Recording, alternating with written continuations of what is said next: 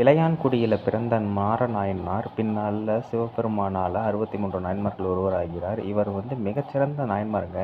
எந்த ஒரு கஷ்ட சூழ்நிலையிலும் சிவனடியார்களுக்கும் எல்லோருக்கும் உணவு தானம் அளித்ததுனால பசிப்பினி தீர்த்த மருத்துவர்னு சொல்றாங்க. எந்த அளவுக்குன்னா, இரவு வேளையில பயிரெல்லாம் வெள்ளத்துல மூழ்கியிருந்தாலும் சிவனடியார் வேடத்தில் வந்த சிவனுக்கு அமுதளித்தவர். அந்த வறுமை நிலையினையும் அமுதளித்த காரணத்தினால தான் இவருக்கு பின்னால பார்த்தீங்கன்னா நாயன்மார் பட்டம் கிடைத்தது. இவரது மனைவி பெயர் புனிதவதியார். இந்த சிலை அமைப்பு இது எல்லாமே எங்கே இருக்குன்னா, இளையான்குடியில் இருக்கக்கூடிய ராஜேந்திர சோழீஸ்வரர். பின்னால் இந்த கோவில் சோழ மன்னர்கள் கட்டுப்பாட்டில் இருந்ததுனால இந்த பெயர் அமைக்கப்பட்டிருக்கலாம். அம்பாள் பேர் ஞானாம்பிகைன்னு குறிப்பிடப்படுது. அதே மாதிரி பார்த்திங்கன்னா, இந்த கோயிலுக்கு பக்கத்தில் இவர் வாழ்ந்த வீடும் பக்கத்தில் இவர் உழுது பயிர் செய்த நிலமும் இருக்குது. அதுக்கு பேர் நாற்றாங்கல்.